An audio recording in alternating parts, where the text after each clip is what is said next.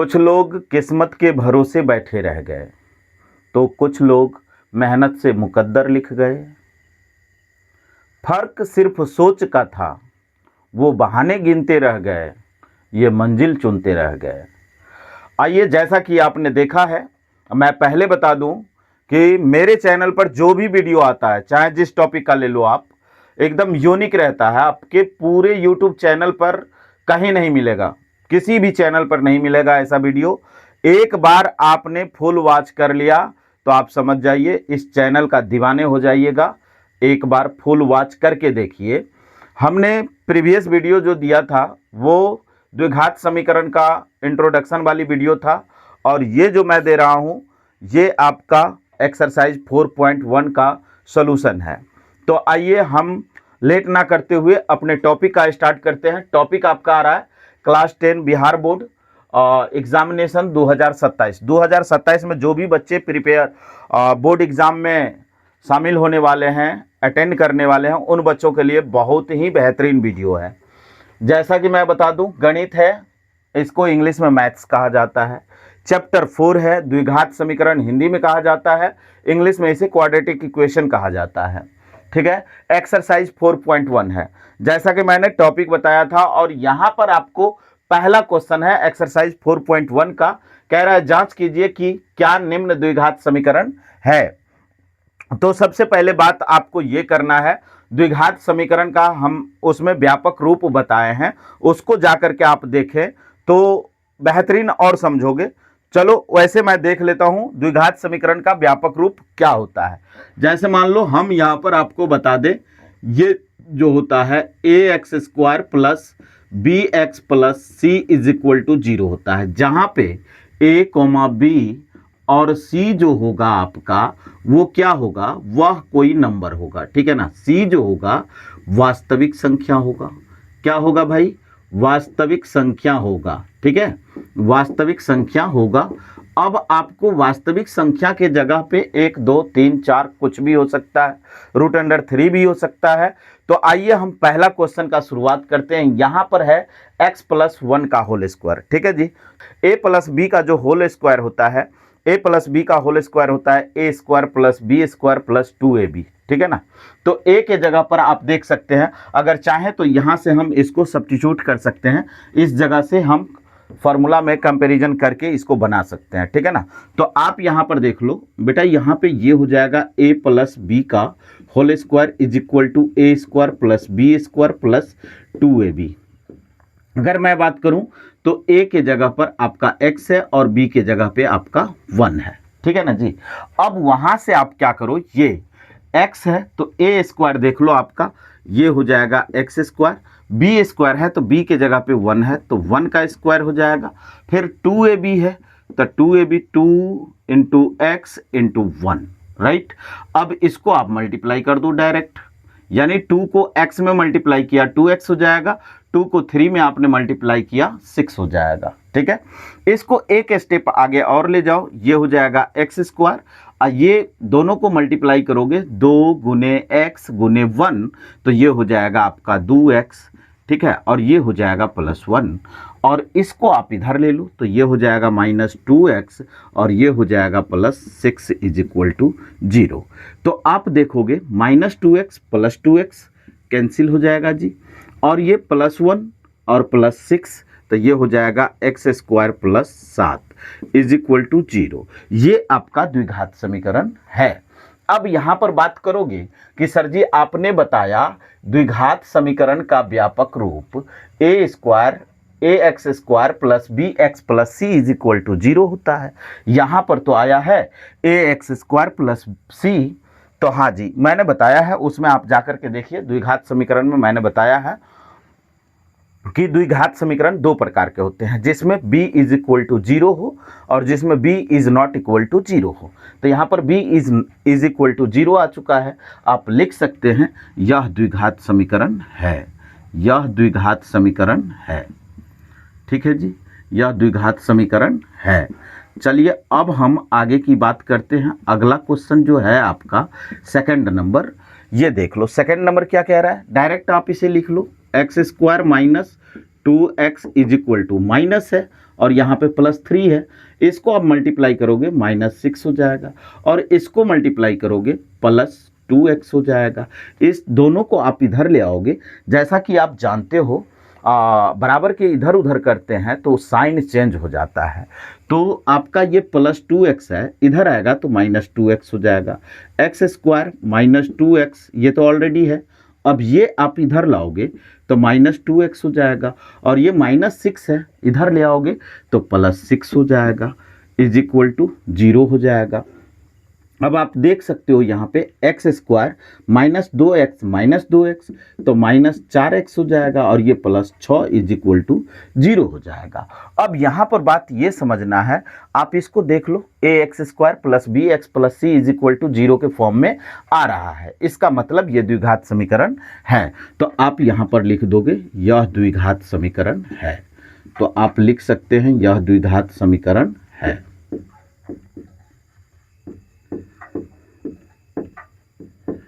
चलिए अब third number इसका क्वेश्चन क्या कह रहा है। थर्ड नंबर क्वेश्चन बहुत सिंपल है जी। अब ये टोटली को मल्टीप्लाई कर लेना है। जैसे मल्टीप्लाई करने का हमने तरीका बताया है, मल्टीप्लाई करना बहुत ही आसान होता है, ठीक है ना। आपको करना क्या होगा, ये x पहले लिख लो, x आपने लिख लिया, उसके बाद लिख लो x + 1, फिर आप देख लो -2 है, -2 रख लो, फिर ये x + 1 इज इक्वल टू, इधर भी मल्टीप्लाई करना है आपको, तो ये हो जाएगा x × x + 3, और फिर ये हो जाएगा -1 × x + 3, ठीक है जी।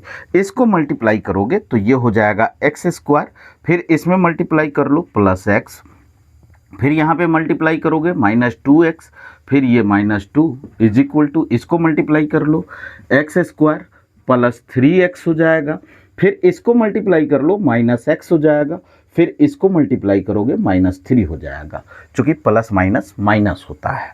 अब आप देख लीजिए x² आप जानते हो बराबर के इधर उधर इक्वल नंबर सेम साइन का हो तो वो कट जाता है, ठीक है। तो आप यहाँ पे इसको कट कर सकते हो।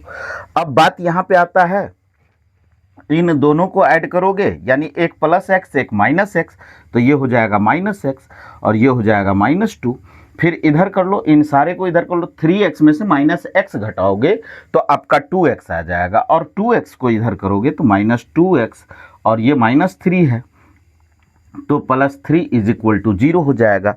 अब आप चेक कर सकते हो, -2x -x, तो ये हो जाएगा -3x, और ये हो जाएगा +1 इज इक्वल टू 0। आप देख लो ax² + bx + c के फॉर्म में नहीं जा रहा है। जब उसके फॉर्म में नहीं जा रहा है तो इसका मतलब ये द्विघात समीकरण नहीं है। तो आप यहाँ लिख सकते हो यह द्विघात समीकरण नहीं है, यह द्विघात समीकरण नहीं है।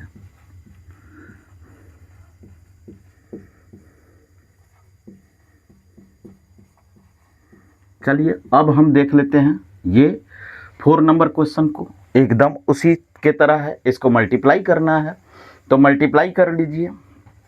ये जो है x रख लो, और ये आप 2x + 1 रख दो, फिर ये क्या है -3 है तो -3 रख लो, और ये 2x + 1 रख लो, फिर इसको मल्टीप्लाई करो तो ये हो जाएगा x² + 5x, ठीक है जी।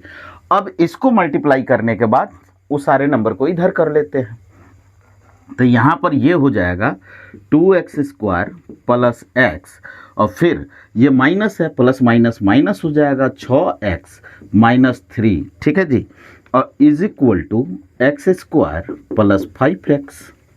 अब इस सब को इधर ले लो, तो ये यहाँ पे 2x² रखोगे, +x - x तो -5x हो जाएगा, -3 इज इक्वल टू, यहाँ पर देख लो इज इक्वल टू अब नहीं करना है, इसको इधर ले लेना है, तो ये हो जाएगा -x² - 5x is equal to 0।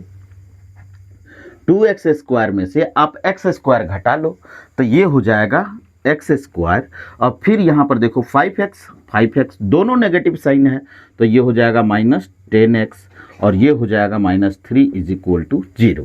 यानी देखा जाए तो ये ax² + bx + c is equal to 0 के फॉर्म में जा रहा है। इसका मतलब है कि यह द्विघात समीकरण है। तो आप लिख सकते हो यह द्विघात समीकरण है।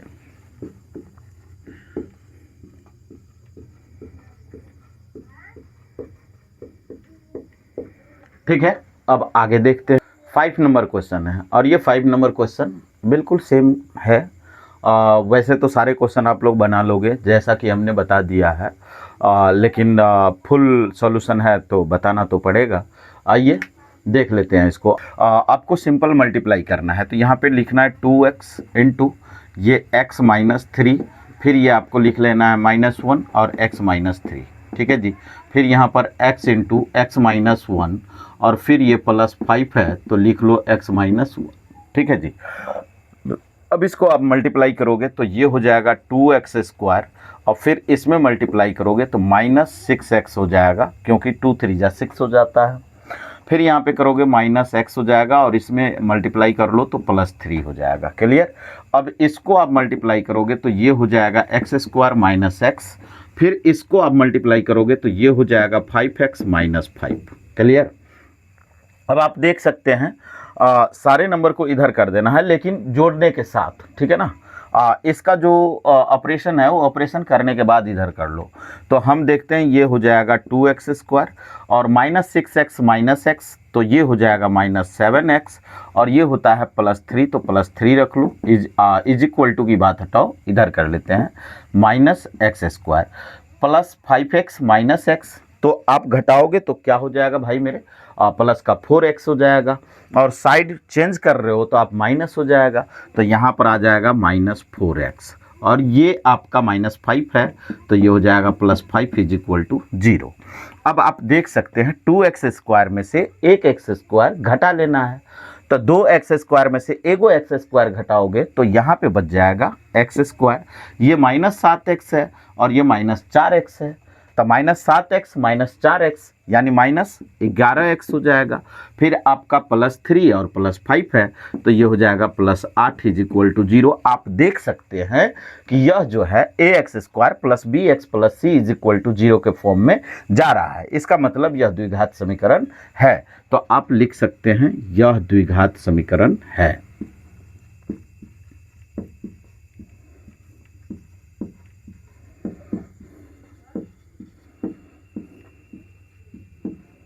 चलिए अब हम देख लेते हैं 6 नंबर क्वेश्चन।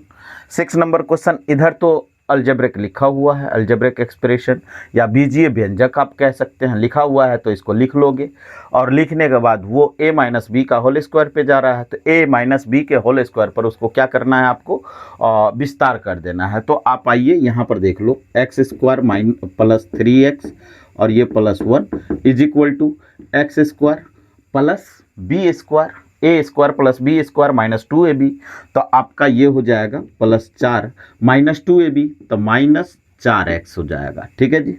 अब आपको करना क्या है, यहाँ पे ये सारे को इधर ले आओगे, यहाँ पर देख लो ये और ये तो कैंसिल हो जाएगा जी। अब ये 3x है तो 3x रख लो, +1 रख लो, ये -4x तो +4x और ये +4 तो इधर हो जाएगा -4 इज इक्वल टू 0।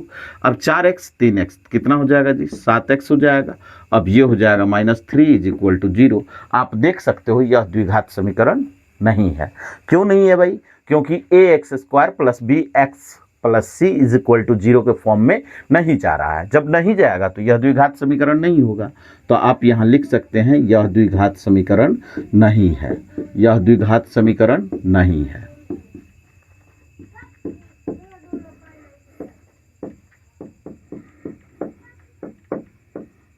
ठीक है जी। आइए आगे बात कर लेते हैं question number 7। Question number 7 simple बात है भाई, a प्लस बी का होल क्यू। तो a प्लस बी का होल क्यू जिस बच्चे को जानकारी नहीं है, आप पहले a प्लस बी का होल क्यू जान ले, उसके बाद इस क्वेश्चन को आप कर पाओगे। तो यहाँ पर जो आता है a प्लस बी का होल क्यू, ठीक है ना, a प्लस बी का होल क्यू, तो आप यहाँ पर लिख लो a प्लस बी का होल क्यू, तो क्या हो जाता है जी, A cube plus B cube plus 3a square B plus 3ab square, ठीक है जी। इसी पर इसको क्या करना है, एक्सपेंड करना है, यानी विस्तार करना है, ठीक है ना। इसको जब विस्तार करोगे तो विस्तार करने की जगह पे यहाँ पे देखो a के जगह पे क्या है, x है, तो ये हो जाएगा आपका x क्यूब, और b के जगह पे 2 है तो 2 का क्यूब करोगे तो 8 हो जाएगा।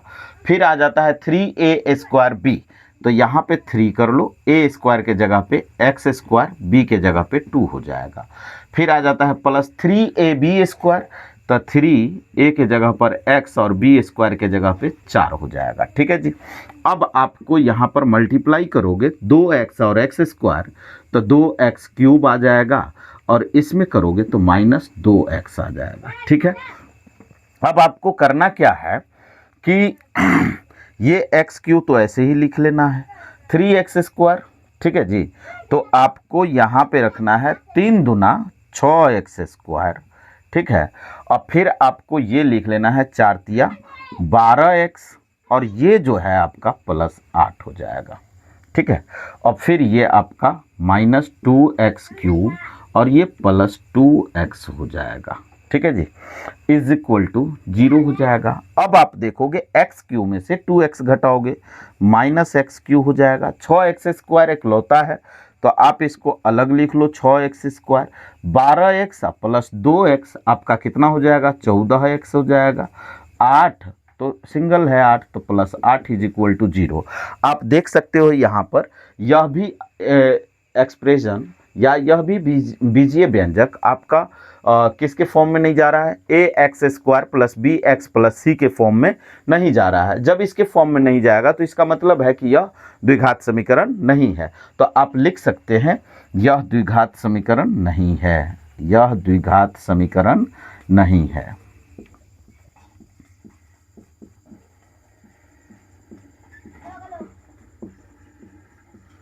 नहीं है। ठीक है जी। अब बात यहाँ पे आ जाती है एक्स क्यू। ठीक है ना। इधर वाला नंबर तो आपका एज इट इज़ लिख लेना है, इसी तरह जैसा है वैसा ही लिख लेना है। तो आपको यहाँ पे लिख लेना है एक्स क्यू। ठीक है जी। -4x square -x + 1। ठीक। अब ए क्यू माइनस बी क्यू है। अब यहाँ पर सोचने वाली बात है, तो ए क्यू आपका एक्स क्यू हो जाएगा, माइनस बी क्यू आपका क्या हो जाएगा, -bq है, याद रहना चाहिए, -bq। तो ये -8 हो जाएगा। अब जो बात आएगा यहाँ पे प्लस जो है ये -3a स्क्वायर b हो जाएगा। ठीक है ना। तो -3a के जगह पे x है तो x स्क्वायर इंटू b हो जाएगा, b के जगह पे 2 हो जाएगा प्लस। अब यहाँ पे माइनस माइनस प्लस हो जाता है। ठीक है ना। वो फार्मूला आप लिखोगे पता चल जाएगा कि +3ab स्क्वायर होता है। तो 3 जो है आपका 3x है, 3x। ठीक है ना। 3x इंटू क्या हो जाएगा, b स्क्वायर होगा तो 4 हो जाएगा। राइट। अब इसको आप एक्सपेंड करोगे, ये हो जाएगा x³ -4x स्क्वायर और ये -x हो जाएगा +1 हो जाएगा। ठीक। ये x³ है तो इधर कर लो, -x³ हो जाएगा, -8 है तो +8 हो जाएगा। अब इसको आप गुना करोगे तो 3 दूना 6x स्क्वायर होगा, इधर करोगे तो +6x स्क्वायर हो जाएगा। अब ये जो है 4 तिया 12x तो प्लस है तो ये -12x इज इक्वल टू 0 हो जाएगा। आप देख सकते हैं x³ और -x³ कैंसिल हो जाएगा। 4x स्क्वायर में से 6x स्क्वायर घटा लो आपने, तो आप घटाओगे तो यहाँ पे आ जाएगा 2x स्क्वायर -x -12x तो ये हो जाएगा -13x। ठीक है। अब यहाँ पर आप देख सकते हैं ये +1 और +8 तो +9 इज इक्वल टू 0 हो जाएगा। यानी हम देख रहे हैं ये ax square + bx + c is equal to 0 के फॉर्म में जा रहा है। इसका मतलब है कि ये द्विघात समीकरण होगा। तो लिख सकते हैं आप यह द्विघात समीकरण है। आप लिख सकते हैं यह द्विघात समीकरण है।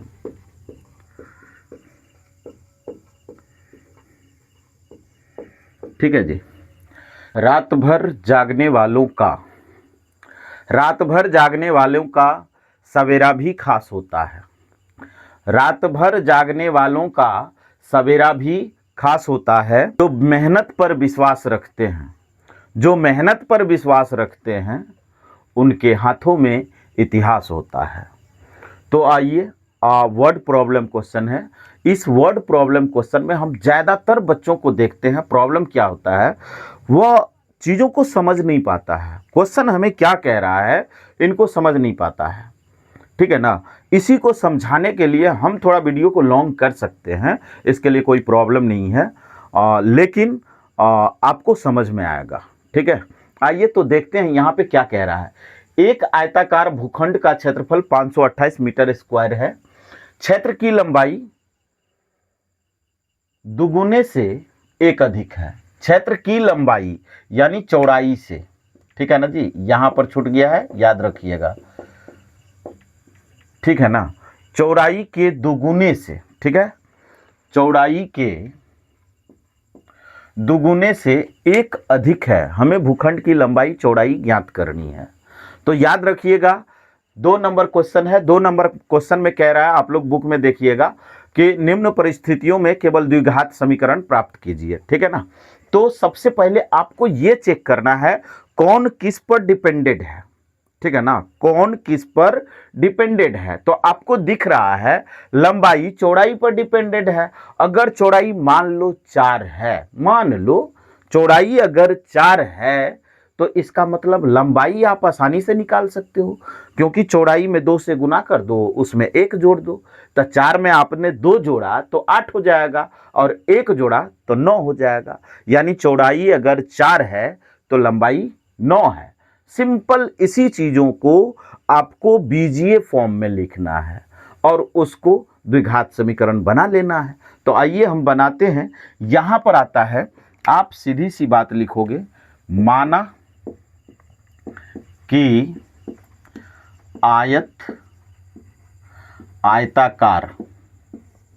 आयताकार भूखंड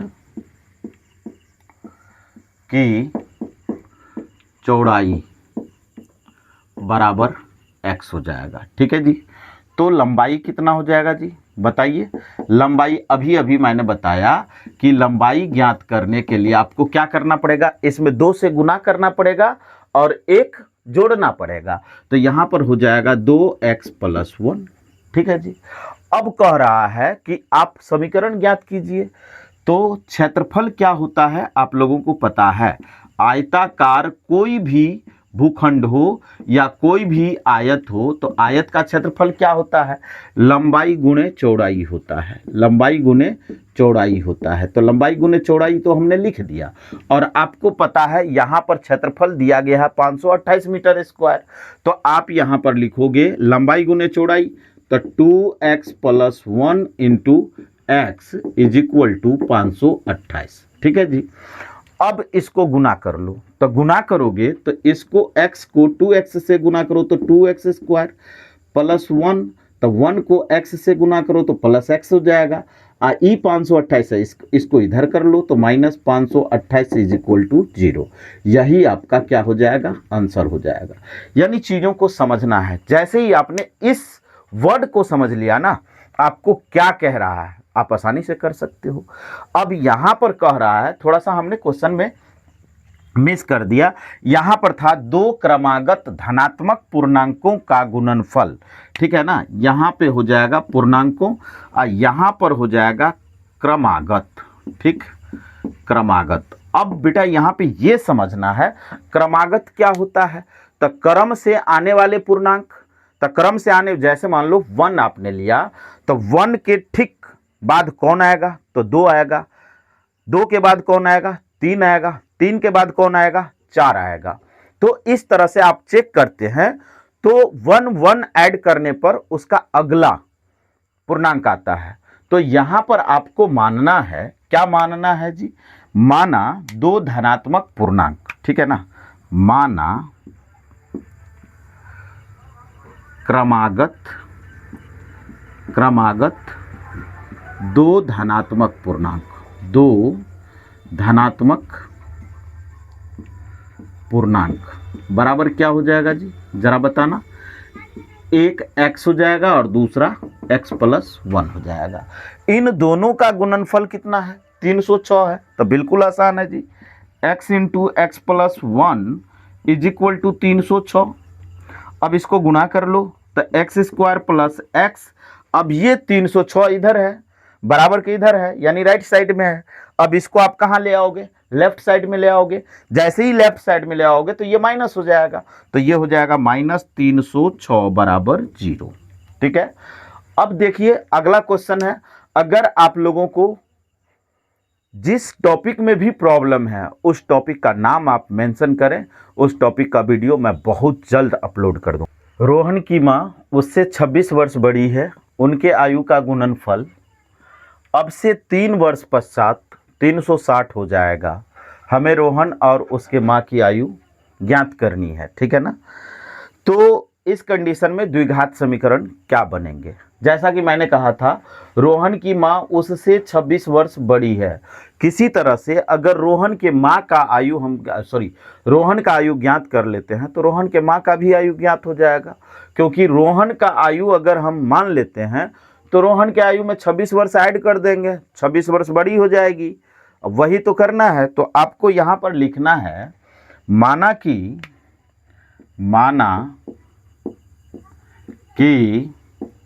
रोहन का वर्तमान आयु, तो रोहन का वर्तमान आयु क्या होगा जी? तो आइए हम लोग ले लेते हैं x वर्ष, ठीक है। तो रोहन के माँ की वर्तमान आयु कितना हो जाएगा? x प्लस 26 वर्ष। अब यहाँ पर आपको क्या करना है? प्रश्न से, ठीक है जी। जैसे ही आप लिखोगे प्रश्न से, तब प्रश्न से क्या कह रहा है? 3 वर्ष पश्चात दोनों के आयु का गुणनफल 360 हो जाएगा। 3 वर्ष पश्चात, अभी मान लो जैसे आप क्लास 10th में हो तो एटलीस्ट 15 ईयर्स के होंगे आप, ठीक है। तो 15 ईयर्स के होंगे तो 5 साल बाद आप कितने वर्ष के हो जाएंगे?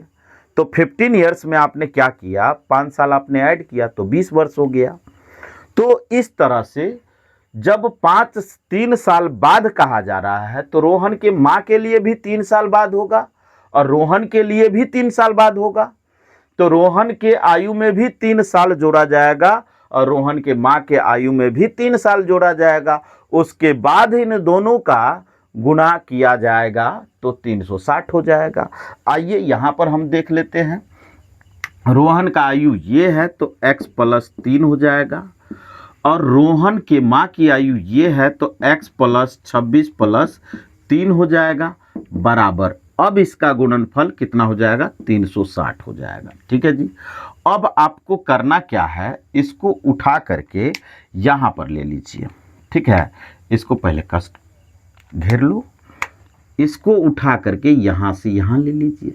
जैसे ही आप यहाँ लीजिएगा तो यहाँ पर इन दोनों को हम क्या करेंगे? गुना करेंगे। तो आइए देख लेते हैं। ये हो जाएगा x प्लस 3 और ये हो जाएगा x प्लस 29, ठीक है। क्यों होगा x प्लस 29? 26 प्लस 3 बराबर 29 हो जाएगा, इज इक्वल टू ये हो जाएगा 360। अब इन दोनों को गुना कीजिए, इससे इसमें गुना करोगे तो x स्क्वायर, इसको इसमें गुना करोगे तो प्लस 29x, फिर अब यहाँ पर इससे इसमें गुना करोगे तो 3x और इसको इसमें गुना करोगे तो 87 हो जाएगा। अब ये 360 है, इधर कर लो तो ये हो जाएगा माइनस 360 बराबर 0। अब ये हो जाएगा x स्क्वायर प्लस 29x और 29x नहीं होगा बेटा, 29x और ये 3x है, तो दोनों को जोड़ोगे तो कितना हो जाएगा जी? 32x। अब इसमें से घटा लो, 360 में से 87 घटाओगे तो 10 में से 7 घटाओगे तो 3 हो जाएगा। ये बचेगा 5, 5 में से 8 तो घटेगा नहीं तो 15, 15 में से 8 घटाएगा तो 7 हो जाएगा। अब ये बच जा रहा है 2 तो ये हो जाएगा 2, यानी इज इक्वल टू 0। ये आपका आंसर होगा, ठीक है। आइए अब हम बात कर लेते हैं। रेलगाड़ी 480 किलोमीटर की दूरी एक समान चाल से तय करती है, ठीक है। अगर यदि उसकी चाल को क्या किया जाए? 8 किलोमीटर प्रति आवर कम होती तो वह उसी दूरी को तय करने में 3 घंटे अधिक लेती, ठीक है। 3 घंटे अधिक लेती तो हमें रेलगाड़ी की चाल ज्ञात करनी है। आइए रेलगाड़ी की चाल मान लेते हैं। यहाँ पे माना कि रेलगाड़ी का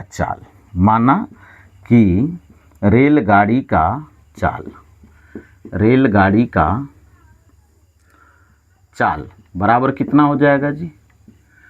x किलोमीटर प्रति घंटा। x किलोमीटर प्रति घंटा आपने ले लिया। जब x किलोमीटर प्रति घंटा आप लोगे तो इसके चाल में जो कमी की गई है वो क्या कमी किया गया है? कमी करने पर चाल बराबर कितना हो जाएगा, x माइनस 8 किलोमीटर प्रति घंटा। अब यहाँ पर थोड़ा सा एडजस्ट करना पड़ेगा। क्या एडजस्ट करना पड़ेगा, ये आप लिख लो 480 बटा x इज इक्वल टू 480 बटा x माइनस 8। अब आपको यहाँ पर ये चीज़ें समझनी होगी, ठीक है ना। क्या समझना होगा सो समझ लीजिए। यहाँ पर ये चीज़ें समझनी होगी कि 480 बटा x क्यों किया हमने, क्योंकि 480 क्या है, दूरी है, और x जो है आपका चाल है। तो समय बराबर क्या होता है, दूरी बटा चाल होता है। समय बराबर क्या होता है जी, दूरी बटा चाल होता है। तो अब बताइए, ये x माइनस 8 छोटा है और ये x आपका बड़ा है। तो जब किसी सेम नंबर में छोटे नंबर से और बड़े नंबर से डिवाइड किया जाता है, तो छोटा नंबर जो होगा वो छोटा नंबर वाला डिवाइड जो होगा बड़ा हो जाएगा, और बड़ा नंबर वाला डिवाइड जो हो जाएगा वो छोटा हो जाएगा। तो ये दोनों किस कंडीशन में बराबर होगा, ये तो कह रहा है 3 घंटा अधिक ले रहा है, तो ये 3 घंटा अधिक ले रहा है, तो मतलब इसमें माइनस करोगे तब ये बराबर होगा। तो यहाँ पर आप क्या करोगे, माइनस कर लोगे जी। माइनस करोगे, अब आप यहाँ पे क्या कर लो, इसको इधर ले लो, इसको इधर ले लो।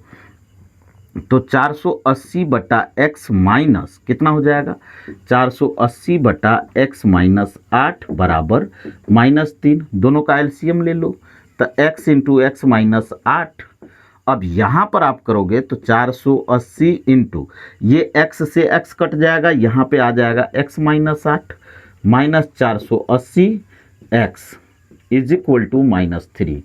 अब यहाँ से कर लो, यहाँ से जैसे ही करोगे तो ये हो जाएगा 480x, ठीक है जी, और माइनस 8 64, 8 चौक 32, 32 6 38 हो जाएगा, ये 0 हो जाएगा। अब ये हो जाएगा -480x बटा ये x स्क्वायर माइनस 8x बराबर -3।